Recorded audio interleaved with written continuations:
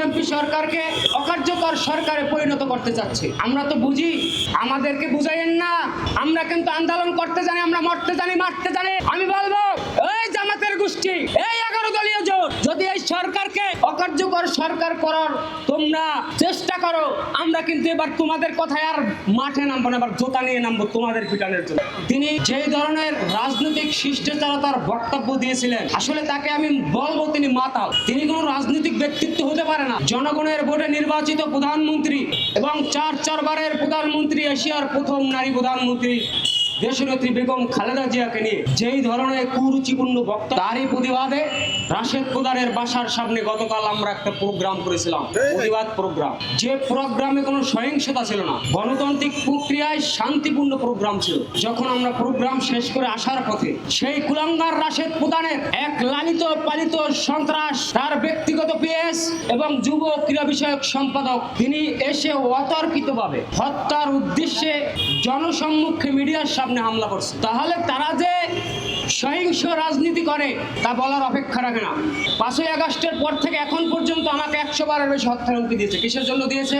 এই যে আমার দেশের সোনার ছেলেরা যারা রাতারাতি জাতির শ্রেষ্ঠ সন্তান হয়ে উঠেছিল, 8ই আগস্টের পরে তাদেরকে যখন আমরা ক্ষমতার ভাগ বসালাম, তখন তাদের লুটপাট দেখতে পারলাম। যখন তার প্রতিবাদ শুরু করলাম, তখনই আমাদের বিরুদ্ধে হত্যার হুমকি আসা শুরু করলো। আর তাদেরকে যারা গার্ড দিয়েছে, মগবাজারের বট কার্যালয় থেকে একজন টাটকা ওলি আছে, সেই টাটকা অলির পরামর্শে তারা এই সহিংসতা চালাচ্ছে। জনাব তারেক রহমান সাহেব বিএনপি সাহেব যখন জনগণের ভোটে নির্বাচিত হলেন, তখন থেকেই তাদের জ্বালা পড়া শুরু হয়ে গেছে। কিসের জন্য জ্বালা পড়া শুরু হয়েছে?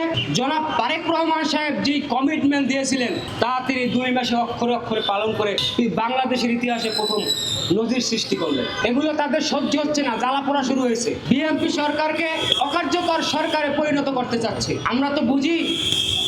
তো যখন আমরা থানায় মামলা করতে গেলাম, আমাদেরকে বুঝুম বাজুম বোঝানো শুরু করলো যে মামলা নেওয়া যাবে না, এখানে বিএনপির আপনারা কেউ না। আমরা বললাম যে আমরা তো বিএনপির কেউ না, কিন্তু আমাদের ভোটে, বিএনপির একলার ভোটে তারেক রহমান সাহেব প্রধানমন্ত্রী হন নাই বা বিএনপি সরকার ক্ষমতায় যান নাই, এদেশের সকল মানুষের ভোটে নির্বাচিত হয়েছে। সেখান থেকে আমি সচেতন নাগরিক হিসাবে এই ধরনের বক্তব্যের আমি প্রতিবাদ করতে পারি। যাই হোক, তারা মামলা নেবে না, বুঝুম বাজুম বুঝাইছে। আমি বলছি এখানে প্রধানমন্ত্রী আসবে, স্বরাষ্ট্রমন্ত্রী, আমি মামলা না দিয়ে যাব না। সন্ধ্যার সময় আমাদের মামলা নিয়েছে। আমি এই হামলার কার প্ররোচনায়, কার নির্দেশে এই হত্যার উদ্দেশ্যে হামলা করেছে বলে তদন্ত করতে হবে। সেই 13 সাল থেকে ফ্যাসিবাদ বিরোধী আন্দোলন থেকে 24 জুলাই গণঅভ্যুত্থান আন্দোলন আমরা করছি। আমাদেরকে বুঝাইয়েন না।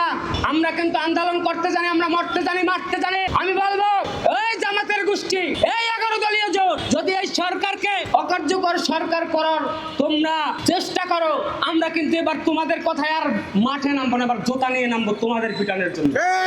নাহিদ সাহেব বলছে না আর একটা গণঅভ্যুত্থান হবে, আসো ডাক দাও, দেখি তোমার কত জোর, জোতা নিয়ে রাস্তায় নামবে এবার তোমাকে পিটানের জন্য। দেখা হবে রাজপথে, কথা হবে স্লোগানে। আল্লাহ হাফেজ।